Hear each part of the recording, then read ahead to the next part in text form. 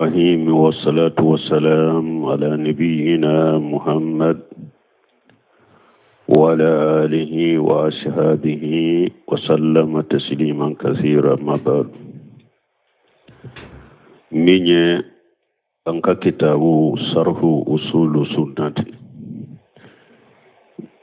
لإمام أهل السنة والجماعة أبي عبد الله أحمد بن محمد بن حنبل، شرح فضيلة الشيخ الربيع بن هادي المدغني. سورة أنيا بلا يرمي أنكو والله بيّن أن من في قلوبه زيغ يتقصدون الفتنة ألا يا أبانجي آية لا سورة آل عمران أكونو كم غمونو نيجنغ بود سكون كونو كودو بفتنة ودلانيني. فأما الذين في قلوبهم زيغ فيتبعون ما تشابه منه ابتغاء الفتنة. ألاكم غمونو نيجنغ بود سكون كونو كو قرانا آية منو nu koro abeseka koro wereta mogo bolo mogo minye hakilina jugu tigiye o mogo sugu be kurana kodo be tugu lude ko kurana kono fitina nyini sababula. Sheikh Arbil Madghali ako fala tajidu mubtadi'a illa wa huwa yatatabbau المتسابهات من كلام الله تعالى. أقول تبدي مغشي سرو فو أبيتو ألك آية ولا آية منونية آية متسابهة وي ألك كما ولا كوي تبدي مغشي سرو فو أبيتو ولودكو كولود نينو قرانا كنو كاتو كوفو أو من كلام رسوله صلى الله عليه وسلم ube ciren ka kuma wula hadisan munu nye mutasabiha wuye ibe bidia mogo ya betu ulude ko katoka ulude ta ko ka dalila wuye aka bidia wula au min kalami ulama il islam ube islamiya doni ke bagaw ka kuma munu ni mutasabiha wude ite bidia mogo si soro fo betu nonunde ko kuke aka delile aka kula ima alaka kumami mutasabiha bala betugo ko abe wulude nyini kufo ube chiden ka hadisa mununya mutasabiha wiye abode nyini kufo ube done ke bagaw ka kuma mununya mutasabiha wiye abode nyini abe tugu lude ko liyudilla an-nasa fi jalika bimisli hadhihi subuhat puruka mugo lafili nini subha nyogona wuye allati yatatabbawha subha mununa betuguko wa hajan amrun waqi'u fil qadim wal hadith. Akon ni nyokode ko mimbake kake kakoro ani harisisa fala tara munharifan amman haji ahli sunna wal jamaa. Akoite mugoshiye mugo min njengena kabo sunna mugo kasirama ahli sunna li jamaa kasirama ito mugo shiye illa wa huwa yatabau hadhihi subuhati foti gibe tuguni subuhaude ko li yaghjifa fi qulubi an-nas li fitani mali asafi shadidi puruka fitina fili mugo duskun kono ka fara dimi min ka gele kosobe ite mogoshi soro na jengenendo kabo ahli sunna wal jamaa kasirama fo abetugo subhan nununde ko ka fitina fili mogo duskun kono. Wa nasallallahu tabaraka wa taala yarzuquna wa iyyakum at-tamassuku bi kitabi wa tazannubu al-bid'ah. Ako ambe ala deli masami na hera kacha korotalen wa kangar jage anka alaka kitabu mina ani anka nyere koroshi kabo bidiyahuma wasubuhati wasahawati ani kankisi kabo subuhuma ani nindungo wa kullu bid'atun fahiya dalala. Ninya Ahmad ibn Hanbal ka kumai akai risala kuno أكو كبدا بفلي أغجها من الحديث أحمد بن حنبل نا ينكما فو أينكما من كبومي أينكما من كبو حديثا دودلا إياكم ومحدثات الأمور فإن كل محدثة بدعة وكل بدعة دلالة تيدن كم باوما أيا يركولوشي كوكوراوما كوكورا بدعة بفلي فكل بدعة صغرت أو كبرت هي الدلالة لا شك كو بدعة كرا فتنة چغو بدعة كمبايرا چغو بدعة كوني فيلي دي أفتنة و أكمباباو بدعة يفيلي دي شكا سوتولا بدعة فتنة أكمباباو بدعة كوني يفيلي دي شكا سوتولا ومن قال خير هاجة فغير قال فالنس الواده الجليو نمغمي نين تنافو ين نسو كولو سوسو كولو مي نا بانجلندو اجيلوندو قال فهذه الكلية تيدن ين كل من فو كي ايو سوسو دي كل بدعة تيدن كلية من فو ايو سوسو التي قالها الرسول الله صلى الله عليه وسلم تيدن كلية من فو ايو سوسو دي مانا نمغو من كو بدعة بتفيلية تيدن كلية من فو كافو كل بدعة ايو سوسو وكان يغطب بها في جل قطبه أو كلها bon nin kuma min fana fulani nye tiden tumben nin fo aka kutuba chamanna uba aka kutuba belaire tiden tumba fo aka kutuba wala amma ba'du fa inna khayra li hadisi kalamullah wa khayra li hadi muhammad sallallahu alaihi wasallam wa sarra al umur muhaddasatuha wa kullu muhaddasatin bid'atun wa kullu bid'atun dalalatu tiden tumben nin fo aka kutuba chamana ubi aka kutuba bela abafu amma badu ninnin temena fa inna khayra li hadisi kalamullah kuma ube nyumaye alaka kumade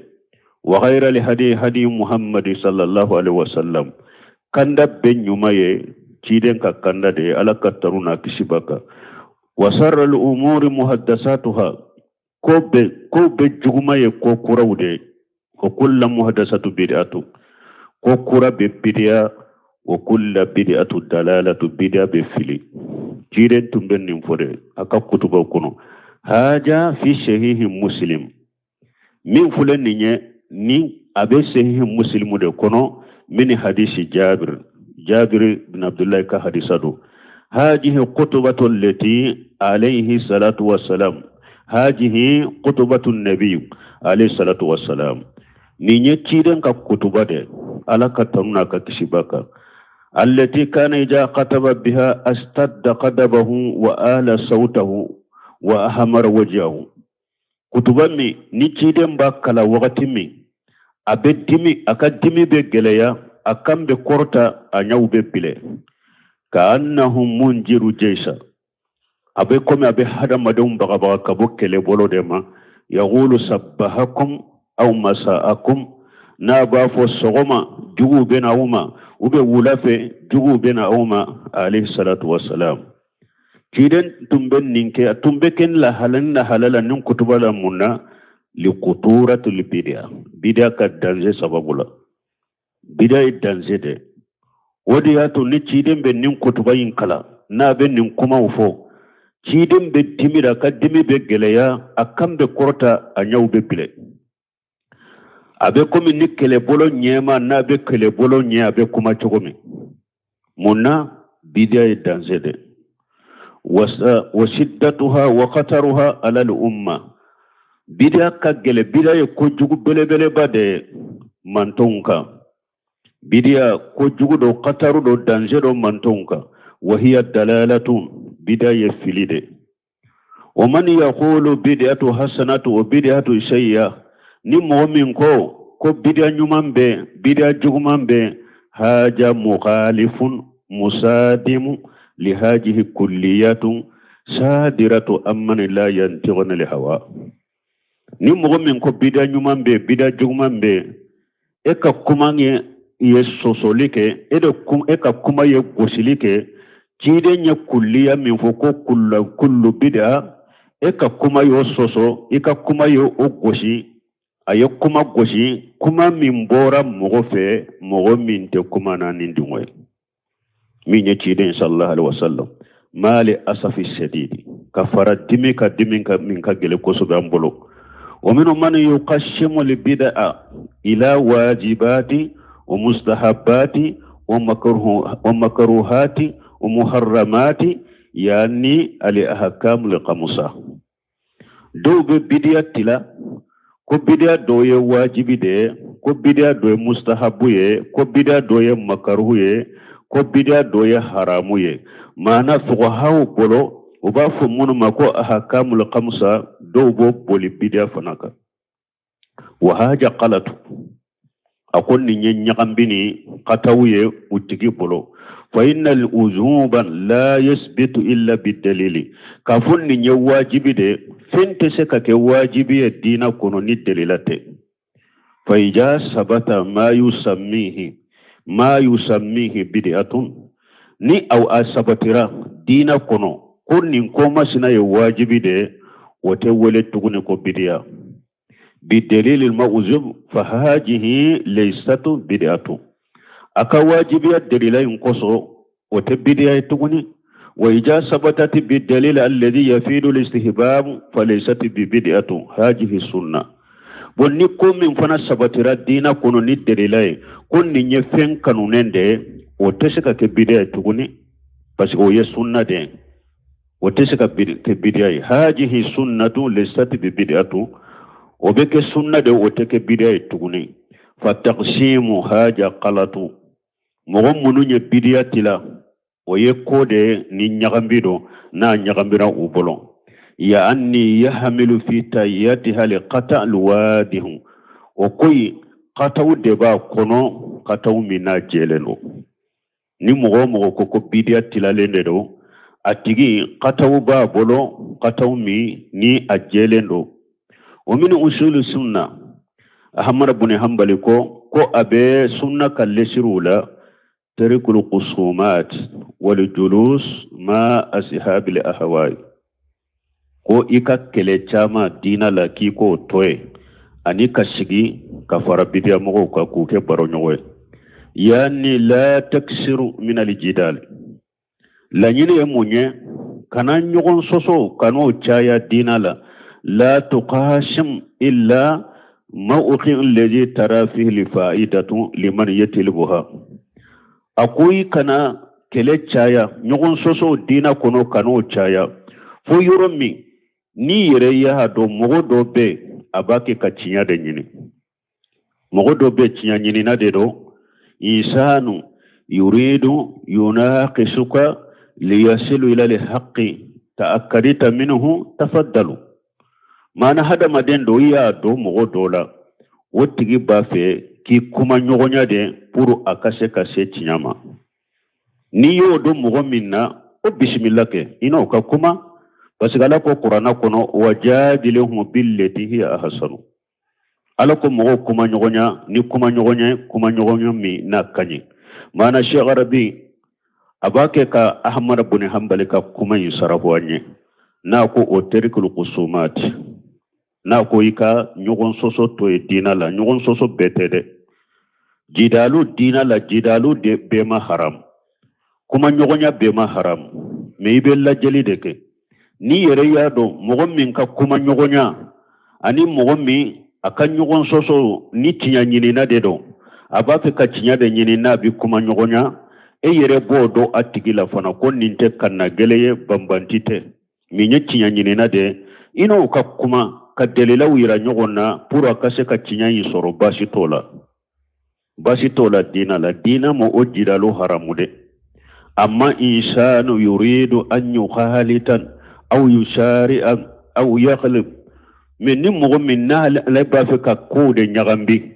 aba fe ka ake kelede ale be nyogonda de la aka nyogonda kuma la ani nyogon sosola haja la tujadiluhu nintigi kanan kuma nyogonya de sunna mogo nu ko ikana mogo kuma nyogonya nu ye jidalu haramu jidalu betede mogo minye chinya nyini na de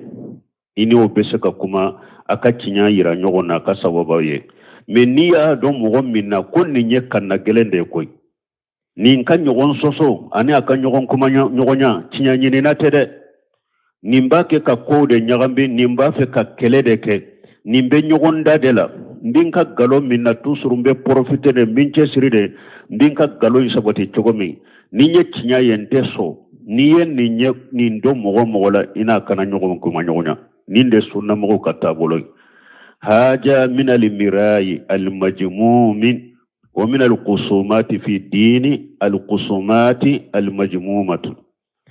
aw akom minye nyogon soso minna la gosilendo ani kelemi nyogon kelemi la gosilendo dina la o yenni nyogon kele sugude mogo min te ciya nyina iya don o fula debe o bafo al-mirai wal jidal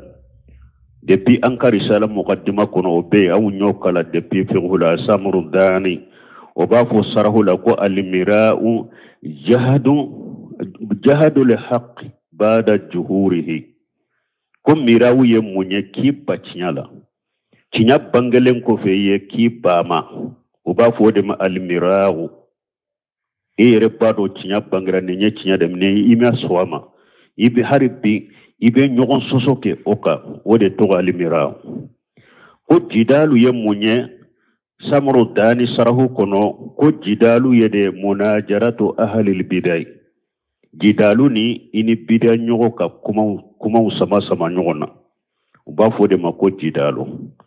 donc ni bidai mogo mi na be cinya nyini de la basitala ina ka kuma ka cinya yirala mais ni yado bidai mogo min te cinya nyini la aleb ni kele de abe manka nyini ni kele nyini de la donc sunna mogo te soino o ka kuma nyogo fe ahmad ibn hanbali kambo odema fala tuqashim wala tumari barakallahu fikum ni nyara shigara bin madul ka kuma wa konni mogo min donna ni tinya nyini nate ale bake ka konye nyagambe ale taye kelede ale tabe e wa nyogonda de la ntinta bila akonni ye ni ndo mogo min na ini nin kana kele ini nin kana nyogon kuma nyogonya barakallahu fikum alaka baraka dawula ani nunu tigu kana kuma wali hakimu yada'u li umur fi mawadinha ko donna aleba ko do udo nyoro de la faman yahtazu ila an tazula anhu subhatun fabayyin lahu ni mu'min ba fe subha do de ba bolo aba fe subha inde ka wuli ka bo abolo subha wuli ka bo tigi bolo ala sabili bayani li haqqi wa tawdihihi wa risadi aw ika tinya e wa subha bo otigi la mola ni tinya bangeliye ani ka tinya jeyaye ani ka bilasira ni reye mu'min do ko subha do de ba bolo aba fe ki kuma nyogonya komi subha min ba bolo ko de wuli ka bo ayerela nin tigi subha bonina subha wuli ka boninka ni tinyae ika tinya banga e ka tinya jeya e ka bilasira mislu haja al murtasid ni nya mogode ni na nyogona e mogode mogo munumbe sira nyini ni bilasira le nyini la ibe nonum bilasira de wal julus fulana ni ewa ahmad ibn hanbali ko wal julus ma ashhab li ahawai wal julus ya anni wa tarik li julus ika sigi litoy ma ashhab li ahawai لأن مجالسة أشهاب الأهواء تودي إلى جيق في الغالب كون نندمو تنو بدي أمغو سيجي نغنيا نبارو نغنيا كوي كاتوي كو بسيجي كاتشايا ni mogo ye bidia mogo de ke sigi nyogo ni baro nyogo kubi kachaya kubi dusku jengede ko qaliba kubi dusku jenge wa kashiru minan nas yaghtaruna bima indahum min ma'rufati akum mogo chamambe doni mimbu bolo urka doni bu marasa o bima indahum min al-jakai ani hakili nyuma mimbu bolo bu marasa fayughalituna ahli al-bidai ube bida mo nyagambi nyogonya wayu ashirunahum ube bida mo je nyogonya fayakilihim Allah ila anfusihim nunun tigla mo ala be utu yere bolo sinyakele ko mogo dobe doni min bu bolo obu marasa hakili mun bu la ubu marasa obe ke sababu ye ube bidia mogo nyagabi nyogona kafo ne be fen kalama deja hakili be nela deja akun ninun tigla mogo ala yere be bon nunun ka kola ku ka kotu yere de bolo fayaqauna fi dalali ku beta bi fili kono ibobo min kalama ubeta bi fili kono haja shay'un malmus akun nunu ninye kode ni mogo ba maga nyogonya mana nunu nye kode ube kenede ka wasara ila misli haja imam ibn battatan rahimahullah akwai imam ibn batta ko aye koriya ke kata nunu na nyogona malaka hinala qala arafuna unasan kanu yasubbuna wayali anuna ahli albidah ibn battata waye ahli sunna ka yimma dode ko ulu ye mogo dodo ko tigila mogo tumbe bidia mogo nani ko tumbe bidia mogo danga wakati be fajalasuhum wa asaruhum fa asbahu minhum ko metumami uye bidia mogo sigi nyogonya ka bidia mogo je nyogonya ku kera bidia mogo ye ku yere labana ka ke bidia mogo ye ibn battata ko ulu ye mogo do sunna mogo de do de ko tumbe bidia mogo danga ube bidia mogo nani metumamu ye bidia mogo sigi nyogonya ku baro nyogonya ku nyagambe nyogonya ku lu yere labana ka ke bidia mogo ye sinyakele wa haja malmus kon ni nye kode ye mogo ye ni maga nyogonya de mana nunu nye kode nu kera keneka fi kulli jamani wa makani nunu nye kode nu be keneka wakati be yorobe وقد اقترن بعض الناس بانفسهم من كبار الناس arbe madagali ko mogo do ku marasa nu yereye mogo bawdo fana kumme marasa nu yereye kabida mogo sigi nyogonya fa waqaw fi hawtil biday ko be bo min kalama ku tarabi bidiya dinga kono mali asafi sedidi wala nuridu an nusammihum ko aleta fe kanu utigla mogo to fode ko mogo de do kulu yere bo ulu do ko mogo bawde tundo ko metumamu ye bida mogo nyagambi nyogona dro ku bina bida dinga kono ko ale yere bu do de ka bu to do ko ale bu to do ko me ale ta fe ku to fo ko ale bu otigla mogo do ko me ale ta fe ku tigi to fo hum marufuna inda tullabil ilm ko mogo munundo ku donen do kalando mbolo yere deza ku donen do kalando nyere budo ko aleta fe ku togofo wal julus ma ashabil ahwai bo kashigi kafara bidiya mogo ka yani yahtazu ala zalika amra mur hambali yadalila tani ayadalla ayaka dalla ke jimayo wala وإجارة الذين يقودون في آياتنا فأرجانهم حتى يقودوا في حديث غيرهم سبحانك اللهم ربنا بحمدك أشهد أن لا إله إلا أنت أستغفرك وأتوب إليك رحيم والصلاة والسلام على نبينا محمد وعلى آله وأصحابه وسلم تسليما كثيرا ما بعد من anka kitabu sarhu usulu sunnati imami ahli sunna wal